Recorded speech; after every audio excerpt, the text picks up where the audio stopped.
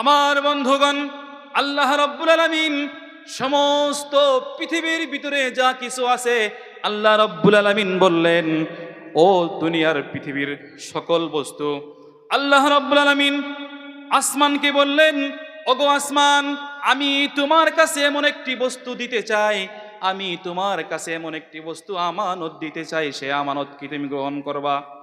আল্লাহ আসমানকে বললেন। ওয়াল আরদ, আল্লাহ মাটিকে বললেন, ওগো মাটি, অবশ্যই আমি তোমার কাছে একটি আমানত দিতে চাই, সে আমানত কি তুমি গ্রহণ করবা? আল্লাহ এরকম করে বিশাল সাগর সমুদ্রকে বললেন। আল্লাহ রাব্বুল আলামিন বললেন, ওগো দুনিয়ার সাগর মহাসাগর, আমি তোমার কাছে একটা বিশাল বড় আমানতকে দিতে চাই, তোমরা কি সেই আমানতকে গ্রহণ করবা? আমার বন্ধুগণ, আল্লাহ রাব্বুল আলামিনের এই ডাক পাওয়ার সাথে সাথে সমস্ত পৃথিবীর পাহাড়গুলি, আসমানগুলি, মাটি, সাগর মহাসাগরগুলি এক বাক্যে বললেন, ওগো আল্লাহ, তুমি যে আমানতকে আমাদের কাছে দিতে চাও, আমরা সেই আমানতকে বহন করতে পারবো না। শুধু বহন করা নয়, আল্লাহকে বললেন, ওগো আল্লাহ, আল্লাহ সেটাও কোরআনে বললেন। আল্লাহ রাব্বুল আলামিন বললেন, সেই আমানতটা আমি যদি জমিনকে দেই, যদি পাহাড়কে দেই, যদি সাগর নদ নদীকে দেই, তাহলে তারা এই আমানতকে গ্রহণ করার জন্য প্রস্তুত নয়। সাগর বললেন, ওগো আল্লাহ, শুধু প্রস্তুত নয়, আমরা এর ভার আমরা সহ্য করতে পারবো না, গতিকে এই আমানত আমাদের কাছে দিও না। আল্লাহ রাব্বুল আলামিন বললেন, ওয়া হামালাহাল ইনসান, আল্লাহ রাব্বুল আলামিন সেই আমানতকে মানুষের কাছে দিয়ে দিলেন। সুবহানাল্লাহ। আল্লাহ রাব্বুল আলামিন সেই আমানতকে মানুষের কাছে দিলেন। আল্লাহ রাব্বুল আলামিন বলেন, সেই আমানত মানুষ গ্রহণ করার কারণে আমি আল্লাহ রাব্বুল আলামিন মানুষকে 18,000 মখলুকাতের থেকে দামি করে বানিয়েছি। আল্লাহ রাব্বুল আলামিন বলেন, লাকাদ খালাকনাল ইনসানা ফি আহসানি তাকওয়িম, আমি সমস্ত মানব জগৎকে, দুনিয়ার ভিতরে যা কিছু আছে আসমান এবং জমিনের তলে, সমস্ত মাখলুকাতের থেকে সুন্দর করে আমি আল্লাহ মানুষকে বানাইছি। সুবহানাল্লাহ কবেন না একবার? সুবহানাল্লাহ যদি কোন, আল্লাহ রাসূল বলেন, কোন বান্দা যদি সুবহানাল্লাহ বলে, তাহলে তার জন্য জান্নাতের ভিতরে একটা ঘর তৈরি হয়, একটা গাছ লাগানো হয়।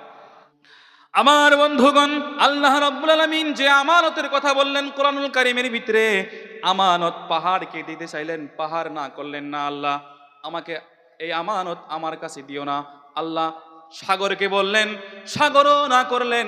আসমানকে বললেন, ওগো আসমান, তোমার কাছে আমি একটি আমানত দিতে চাই, তাহলে আসমানও না করলেন। সব কিছুই না করে দিলেন, কিন্তু সেই আমানতকে আল্লাহ রাব্বুল আলামিন মানুষের কাছে দিলেন। এই আমানত কি জানতে হবে আমাকে আপনাকে। আল্লাহ রাব্বুল আলামিন এই আমানত সম্পর্কে অন্য একটি জায়গায় তাফসীর করেন, আল্লাহ নিজেই তাফসীর করেন। আল্লাহ বললেন, লাউ আনজালনা হাদাল কুরআনা আলা জাবালিন লারাআইতা على جبل لرأيته خاشعا متصدعا من خشية الله।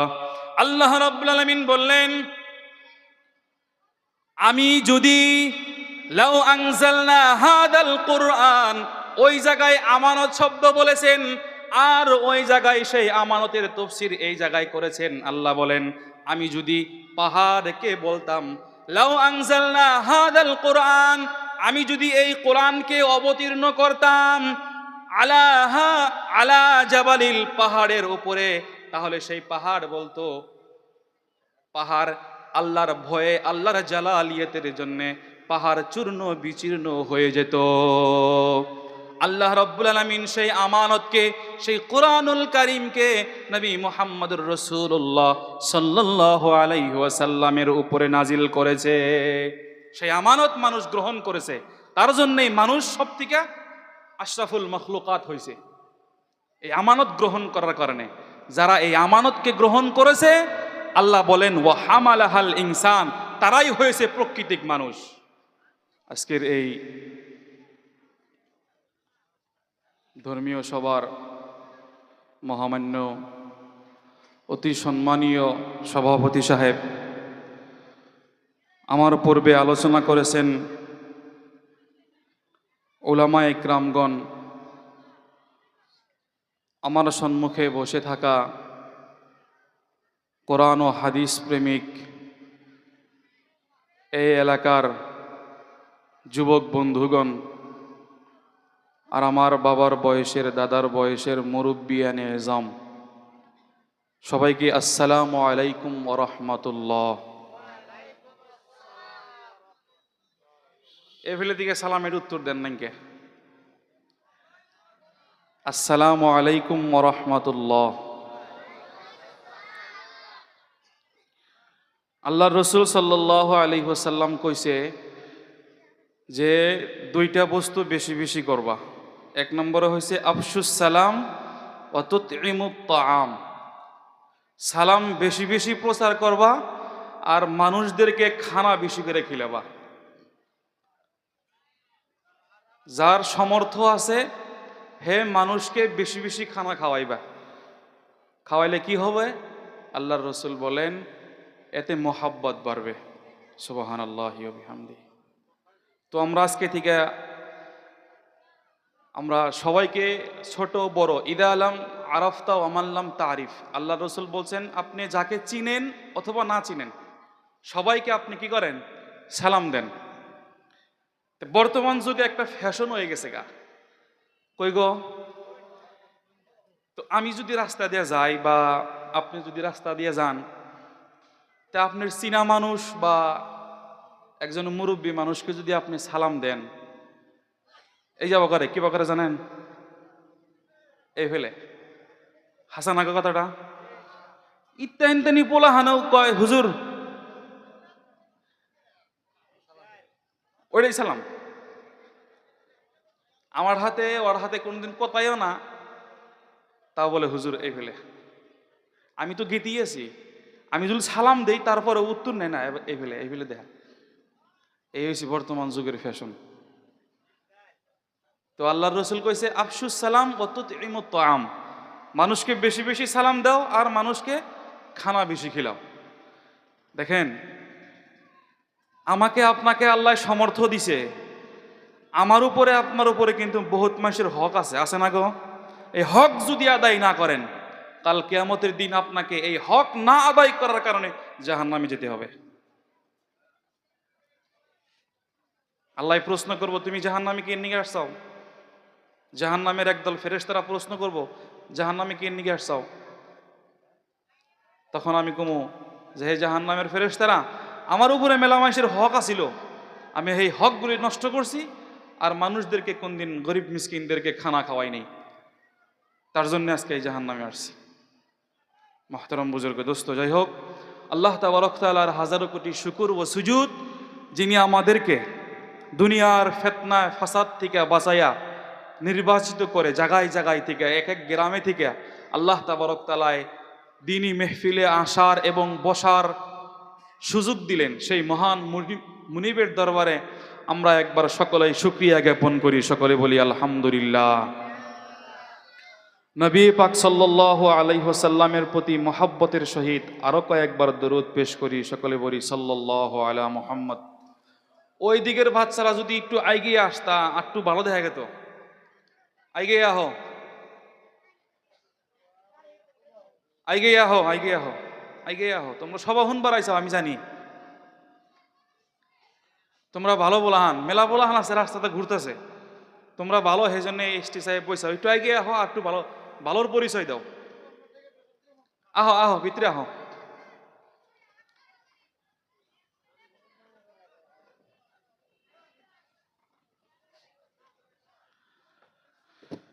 যাই হোক, আল্লাহ তাবারক তাআলা আমাকে আপনাকে এই জায়গায় বসার সুযোগ দিলেন। আল্লাহ রাসূল সাল্লাল্লাহু আলাইহি ওয়াসাল্লাম বলেন যে এই রকম মজলিসে বসলে এইরকম মজলিসে যখন কোনো বান্দা বসে, তাহলে সেই বান্দাকে হেফাজত করে নেওয়ালা দায়িত্ব আল্লাহ রব্বুল ইজ্জত তার ফেরেশতা দিয়া এই সকল বান্দাদেরকে হেফাজত করার দায়িত্ব নিয়ে নেন। কোনো বান্দা যদি দ্বীনি কথা শোনার জন্য আসে বা কোনো বস্তু শিখার জন্য আসে, আল্লাহ রসুল বলেন সাহালাল্লাহু লাহু তারিকান ইলাল জান্নাহ, সে ব্যক্তি যদি সেই রাস্তায় ইন্তেকাল বরণ করে, আল্লাহ রসুল বলেন তার জন্য জান্নাতের রাস্তা একবারে সোজা। সুবহানাল্লাহ কইতে ইচ্ছা করে না আপনাদের? একটু জোরে কন সুবহানাল্লাহ।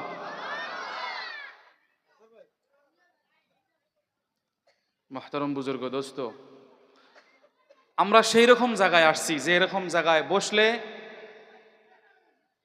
60 থেকে 70 বছর নফল ইবাদত করলে আল্লাহ যে সওয়াবগুলি লেখেন, আমার আপনার আমল নামাতে আল্লাহ রব্বুল ইজ্জত এরকম আমল নামাতে আমার আপনার 60 বছর 70 বছর জিন্দেগিতে আমল করলে যে সওয়াবগুলি লিখবেন, এই আমল নামাতে এই সওয়াবগুলি লিখে দেন।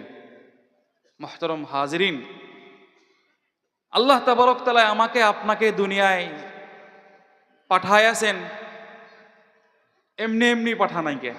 আল্লাহ তাবারক তাআলার যে কোনো খাস মকসুদ আছে। আমাকে আপনাকে দুনিয়ায় বানানোর একটা উদ্দেশ্য আছে। আল্লাহ বলেন, আমি মানব জাতিকে, আমি যে রব, আমি যে মালিক, আমি যে আল্লাহ, কোনো বান্দা যদি আমি আল্লাহকে আল্লাহ বলে স্বীকার করে আর এই স্বীকারোক্তির উপরে টিকা থাকে, তাহলে আমি সেই বান্দাদের উপরে আসমান থেকে ফেরেশতা নাজিল করি। সুবহানাল্লাহ। আর আমি বলি তাতানাজ্জালু আলাইহিমুল মালাইকা আল্লাহ তাখাফু ওয়ালা তাহজানু। আর আমি সেই ফেরেশতা দিয়া সেই বান্দাদেরকে বলাই, বান্দাদের কানে কানে আমি এই কথা বলায় দেই যে হে আল্লাহর বান্দারা, হে আমার বান্দারা, তোমাদের কোনো ভয় নাই, তোমার কোনো চিন্তা নাই। ওয়া আবশিরু বিল জান্নাহ, তোমরা জান্নাতের সুসংবাদ রাইখা রাখো, তোমরা জান্নাতের সুসংবাদ শুইনা রাখো। তোমরা আমি রবকে রব বলে মানছাও আর সেই রবের উপরে তোমরা অটল রইছো, তোমরা যখন এই দুনিয়ায় ছাইরা আরেকটা দুনিয়ায় যাবা, মনে রাখো ওয়া আবশিরু বিল জান্নাহ, আমি আল্লাহ তোমাদেরকে পুরস্কার হিসাবে জান্নাত দিয়ে দেব।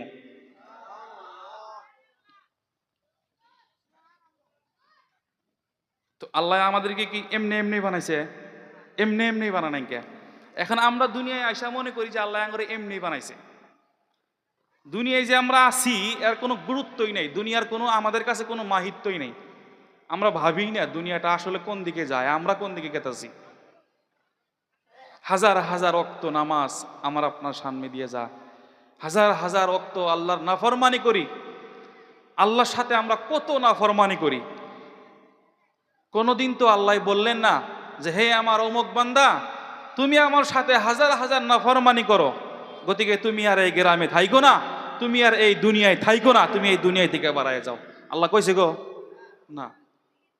কারণ আল্লাহ নিজেই পরিচয় দেন, আমি রহমান।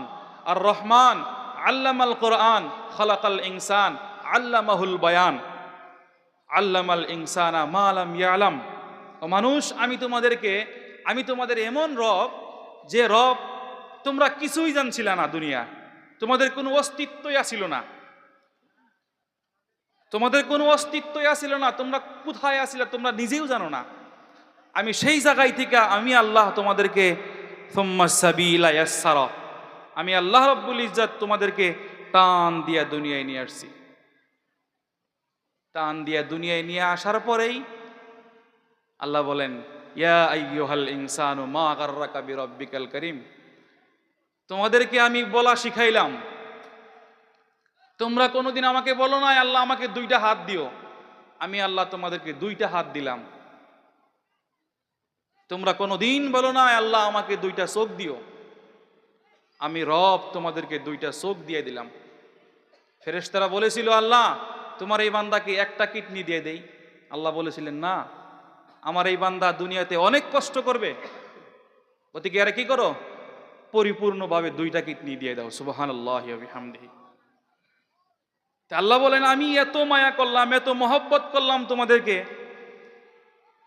তোমাদের জন্য আমি আল্লাহ বিশাল বড় আকাশ বানাইলাম, আকাশের ভিতরে বিশাল বড় চন্দ্র ফিটিং করলাম, সূর্য ফিটিং করলাম, তোমাদের জন্য আমি অক্সিজেন বানাই দিলাম। যে অক্সিজেন 1 ঘন্টার অক্সিজেন কিনতে যান গা কয় লাখ টাকা লাগে?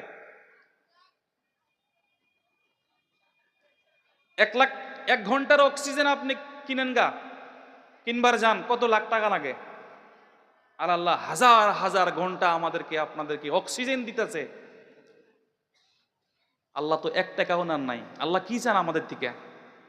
আল্লাহ আমাদের থেকে একটাই বস্তু চান, সেটাই হয়েছে কি ইন্নাল্লাহ ক্বালু রাব্বুনাল্লাহ ইন্নাল্লাযীনা ক্বালু রাব্বুনাল্লাহ, যে হে আমার বান্দারা তোমরা সবাই আমি আল্লাহকে রব বলে স্বীকার করো। আমাদের রব কে গো? আরেকটু জোরে বলেন, আমাদের রব কে? মুহতারাম হাজিরিন, আল্লাহ কিচ্ছু চান না। আল্লাহ বলেন আমি তোমাদেরকে এত মায়া মহব্বত করে দুনিয়ায় আনলাম, তোমাদের কোনো অবজেকশন ছিল না, আমি সবকিছুই অবজেকশন ছাড়া দিলাম। এই দুনিয়ায় আইসা হাইরা ইয়া আইয়ুহাল ইনসানু মা গাররাকা বিরাব্বিকাল কারীম, হে মানুষ তোমরা এমন কি বস্তু পাইলা যে বস্তু পাওয়ার কারণে আমি রবকে ভুইলা গেলাগা?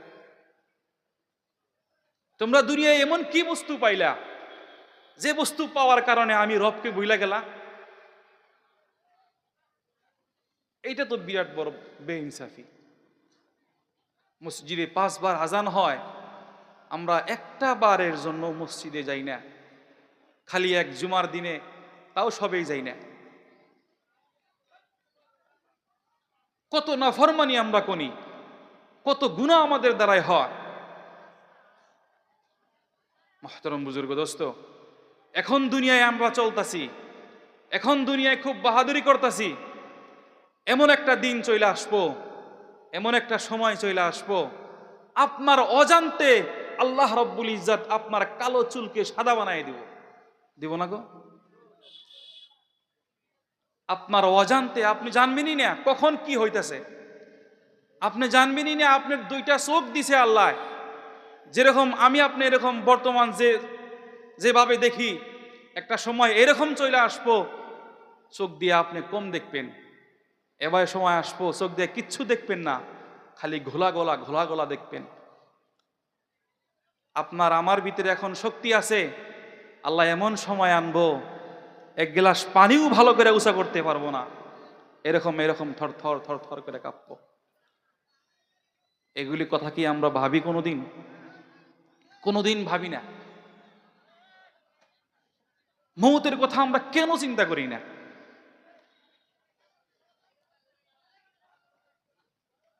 মুহতারাম বুজুর্গ দোস্ত,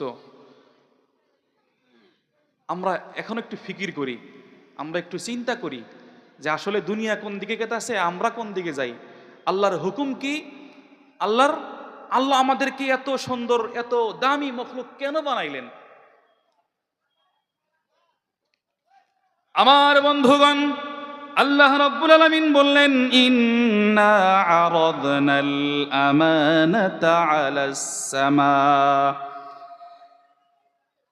إنا عرضنا الأمانة على السماوات والأرض والجبال فأبين أن يحملنها। আমার বন্ধুগণ, আল্লাহ রাব্বুল আলামিন সমস্ত পৃথিবীর ভিতরে যা কিছু আছে, আল্লাহ রাব্বুল আলামিন বললেন ও দুনিয়ার পৃথিবীর সকল বস্তু, আল্লাহ রাব্বুল আলামিন আসমানকে বললেন ওগো আসমান, আমি তোমার কাছে এমন একটি বস্তু দিতে চাই, আমি তোমার কাছে এমন একটি বস্তু আমানত দিতে চাই, সে আমানত কি তুমি গ্রহণ করবা? আল্লাহ আসমানকে বললেন। ওয়াল আরদ, আল্লাহ মাটিকে বললেন ওগো মাটি, অবশ্যই আমি তোমার কাছে একটি আমানত দিতে চাই, সে আমানত কি তুমি গ্রহণ করবা? আল্লাহ এরকম করে বিশাল সাগর সমুদ্রকে বললেন। আল্লাহ রাব্বুল আলামিন বললেন ওগো দুনিয়ার সাগর মহাসাগর, আমি তোমার কাছে একটা বিশাল বড় আমানতকে দিতে চাই, তোমরা কি সেই আমানতকে গ্রহণ করবা? আমার বন্ধুগণ, আল্লাহ রাব্বুল আলামিনের এই ডাক পাওয়ার সাথে সাথে সমস্ত পৃথিবীর পাহাড়গুলি, আসমানগুলি, মাটি, সাগর, মহাসাগরগুলি এক বাক্যে বললেন, ওগো আল্লাহ, তুমি যে আমানতকে আমাদের কাছে দিতে চাও, আমরা সেই আমানতকে বহন করতে পারবো না। শুধু বহন করা নয়, আল্লাহকে বললেন, ওগো আল্লাহ, আল্লাহ সেটাও কোরআনে বললেন। আল্লাহ রাব্বুল আলামিন বললেন, সেই আমানতটা আমি যদি জমিনকে দেই, যদি পাহাড়কে দেই, যদি সাগর নদ নদীকে দেই, তাহলে তারা এই আমানতকে গ্রহণ করার জন্য প্রস্তুত নয়। সাগর বললেন, ওগো আল্লাহ, শুধু প্রস্তুত নয়, আমরা এর ভার আমরা সহ্য করতে পারবো না, গতিকে এই আমানত আমাদের কাছে দিও না। আল্লাহ রাব্বুল আলামিন বললেন, ওয়া হামালাহাল ইনসান, আল্লাহ রাব্বুল আলামিন সেই আমানতকে মানুষের কাছে দিয়ে দিলেন। সুবহানাল্লাহ। আল্লাহ রাব্বুল আলামিন সেই আমানতকে মানুষের কাছে দিলেন। আল্লাহ রাব্বুল আলামিন বলেন, সেই আমানত মানুষ গ্রহণ করার কারণে আমি আল্লাহ রাব্বুল আলামিন মানুষকে 18,000 মখলুকাতের থেকে দামি করে বানিয়েছি। আল্লাহ রাব্বুল আলামিন বলেন, লাকাদ খালাকনাল ইনসানা ফি আহসানি তাকওয়িম, আমি সমস্ত মানব জগৎকে, দুনিয়ার ভিতরে যা কিছু আছে আসমান এবং জমিনের তলে, সমস্ত মাখলুকাতের থেকে সুন্দর করে আমি আল্লাহ মানুষকে বানাইছি। সুবহানাল্লাহ কবেন না একবার? সুবহানাল্লাহ যদি কোন আল্লাহর রাসূল বলেন, কোন বান্দা যদি সুবহানাল্লাহ বলে, তাহলে তার জন্য জান্নাতের ভিতরে একটা ঘর তৈরি হয়, একটা গাছ লাগানো হয়। আর আমরা সুবহানাল্লাহ কখন কোনাকে তাও জানি না, একটু জিকির করেন, লা ইলাহা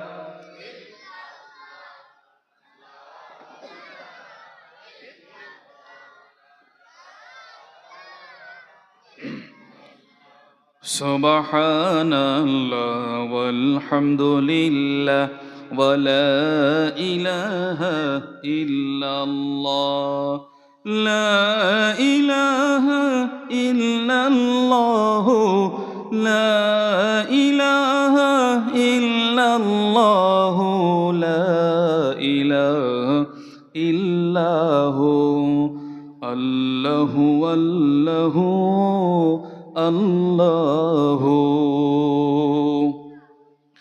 আমার বন্ধুগণ, আল্লাহ রাব্বুল আলামিন যে আমানতের কথা বললেন কোরআনুল কারীমের ভিতরে, আমানত পাহাড়কে দিতে চাইলেন, পাহাড় না করলেন না, আল্লাহ আমাকে এই আমানত আমার কাছে দিও না। আল্লাহ সাগরকে বললেন, সাগরও না করলেন।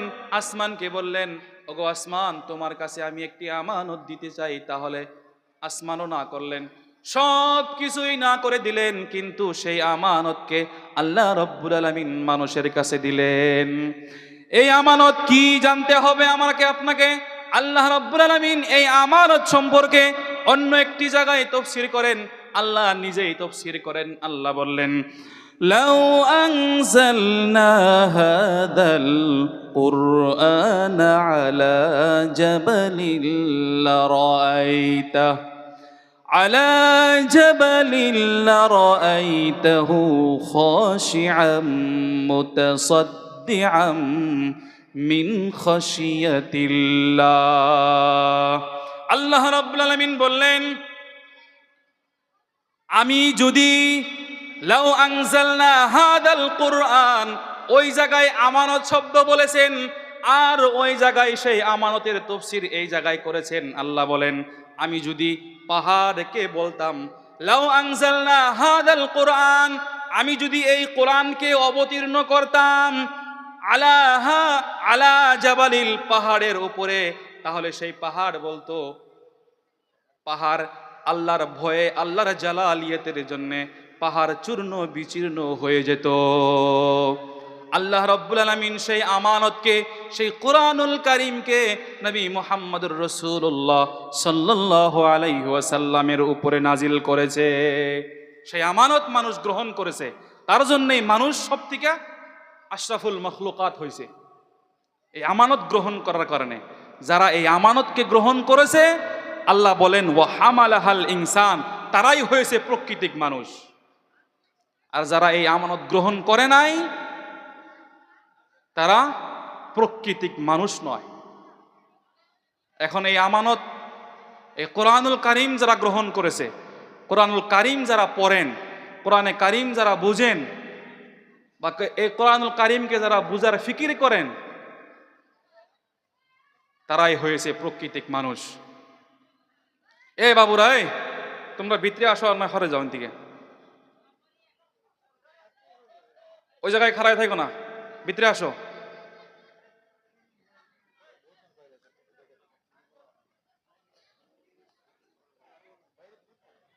দয়া করে যারা বাহিরে ঘোরাফেরা করতেছেন তারা এই জায়গায় বসেন, আসেন, একটু টাইম বসেন। এই জায়গায় তো কোনো গান বাজনা হইতেছে না, এই জায়গায় আল্লাহ আল্লাহ রসুলের আলোচনা হইতেছে। আল্লাহ রসুল বলেন, যাদেরকে আল্লাহ তাবারক তাআলা রহমতের নজরে চায় তারাই কোরআন হাদিসের কথা শুনবার পারে। যাদেরকে চায় না, আল্লাহ দেয় না সুযোগ। কোরআন হাদিসের কথা শোনাও আল্লাহর ভাগ্য লাগবো, কপাল লাগবো। মুহতারাম বুজুর্গ দোস্ত, যারা এই কোরআনকে মানছে, যারা এই কোরআনকে বিশ্বাস করছে, যারা এই কোরআনের পথে চলছে, আল্লাহ রাব্বুল আমিন বলেন ওয়া হামালাহাল ইনসান, তারাই হয়েছে প্রকৃতিক মানুষ। আর যারা এই কোরআনকে বুঝে নাই, জানে নাই, পড়েও নাই, কোনোদিন বুঝার ফিকিরও করে নাই, তারা প্রকৃতিক মানুষ নয়। এখন আমরা বর্তমান যুগে বহুত সিস্টেম বাড়াইছে কোরআন শিখার, বাড়াই নাই গো? কিছুদিন আগে দেখেছেন বাজারে শুনলাম যে 15 দিনে না কয় দিনে কোরআন শিক্ষা দেয়, 21 দিনে। তারপরে এখন তো আমরা যেসব ছাত্র আছিলাম ওই যুগে আমরা দেখছি ছাত্ররা মাগরিব পরে বা এশার পরে বা আসরের নামাজের পরে টিউশন পড়াইতো আম মানুষদেরকে, যারা কোরআন শিখতে পারে নাই, আগ্রহ আছিল। আল্লাহ রসুল বলেন, যারা কোরআন শিখে নাই, যাদের ভিতরে আগ্রহ আছে, শিখবার চায়, কোরআন বুঝে না, পড়তে পারে না, কোরআন ঘুষাই নিয়ে বৈশা বৈশা 2 ফোঁটা চোখের পানি ফালায়, আল্লাহ রসুল বলেন ওই সকল ব্যক্তিদেরকে কোরআন পড়ার থেকেও সওয়াব আল্লাহ বেশি দিয়ে দেয়। এখন আমরা কোরআন ঘরের ভিতরে রেখে দেই, 2-3টা 4টা করে কোরআন রাখি, কিছুদিন পরে পুরান হয়ে যায়, হুজুরের কাছে ফতোয়া বিচারাবার যায় যে হুজুর ঘরের ভিতরে 4টা-5টা কোরআন আছে বা 2টা কোরআন আছে, একটা ছিঁড়া গেছে গা, তাহলে কি করবো এটা? বা আগে মেয়েরা পড়ছে, এখন মেয়ে ঘরে বিয়ে দিছি, কি পড়া হারে না? আরে ভাই, কোরআন ঘরের ভিতরে রাখেন বরকতান হিসাবে। যে ঘরের ভিতরে কোরআন আছে, আল্লাহ রহমতের ফেরেশতা সেই ঘরের ভিতরে আছে। যে ঘরের ভিতরে কোরআন নাই, আল্লাহর রহমত বরকত কিছুই নাই ওই ঘরে। যে ঘরে কোরআন আছে, একটা কথা বিশ্বাস করেন, ওই ঘরের ভিতরে কি আছে? আল্লাহর রহমত আছে, আল্লাহর বরকত আছে। আর যে ঘরের ভিতরে কোরআন নাই, এর ছবি ওর ছবি, আল্লাহর রসুল বলেন ওই ঘরের ভিতরে আল্লাহর রহমতের ফেরেশতা কোনোদিনও যাব না। লা তাদখুলুল মালাইকাতু বাইতান ফীহি কালবুন আও তাসাবিরু, হাদিসে আসছে। যে ঘরের ভিতরে কোনো পিকচার আছে, কোনো ফটো আছে, সেই ঘরের ভিতরে আল্লাহর রহমতের ফেরেশতা ঢুকবো না, শয়তান ঢুকবো ওই ঘরের ভিতরে। মুহতারাম বুজুর্গ দোস্ত, এই কোরআনকে দুনিয়ার বুকে বাঁচায় রাখবার জন্যে, এই কোরআনকে দুনিয়ার বুকে টিকায় রাখবার জন্য সাহাবা একরাম মার খান নাই? খাইছে। সাহাবা একরাম মার খাইছে, সাহাবা একরাম নিজের গলাকে জবাই করে দিয়েছে, নিজেকে বিলীন করে দিয়েছে। ইতিহাস করলে পাওয়া যায় আল্লাহ রসুল সাল্লাল্লাহু আলাইহি ওয়াসাল্লাম বীরে মাউনা একটা জায়গার নাম, ওই জায়গায় আল্লাহ রসুল 70 জন হাফিজে কোরআনকে পাঠায় দেয় কোরআন শিখাবার জন্য। 70 জন হাফিজে কোরআনকে পাঠায় দেয়। আর এই 70 জন হাফিজে কোরআন ধইরা এই দিন প্রচার করার কারণে, কোরআন প্রচার করার কারণে কাফের বেঈমানের বাচ্চারা এই 70 জন কাফেরকে, 70 জন হাফিজে কোরআনদেরকে একবারে দুনিয়া থেকে বিদায় করে দেয়, শহীদ করে দেয়। তারপরে আল্লাহ রসুল এমন দুঃখিত হয়, জীবনে এরকম দুঃখিত, এরকম কষ্ট আর কোনোদিন পান নাই। তাদের জন্য আল্লাহ রসুল বদদুয়া করেন।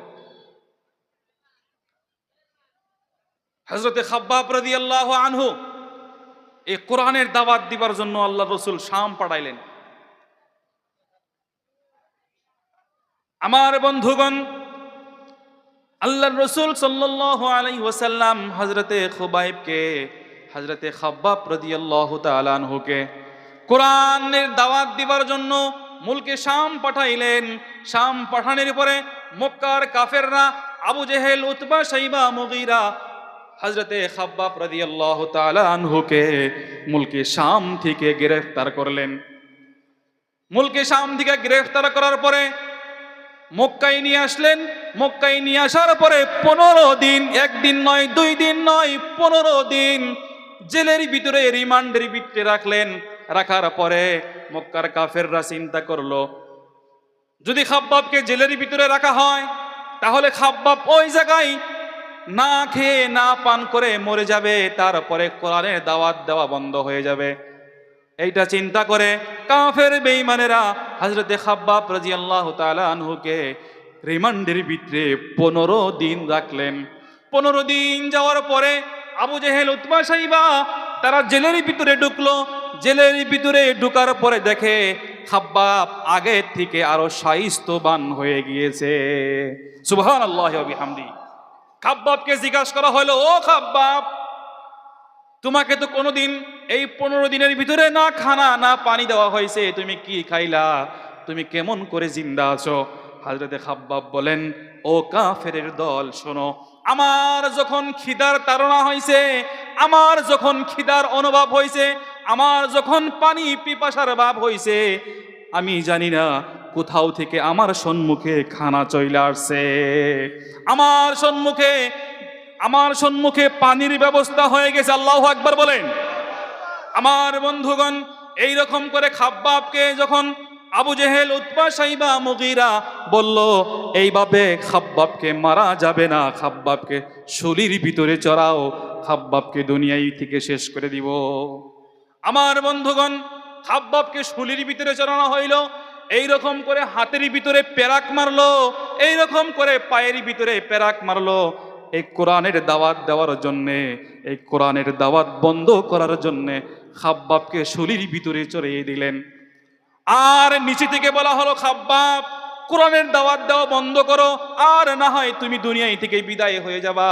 হযরতে খাব্বাব বললেন, আমি আল্লাহর কসম করে বলি, আমি খাব্বাব মরে যাব, এক মুহূর্তের জন্য কোরআনের দাওয়াত দেওয়া বন্ধ করব না।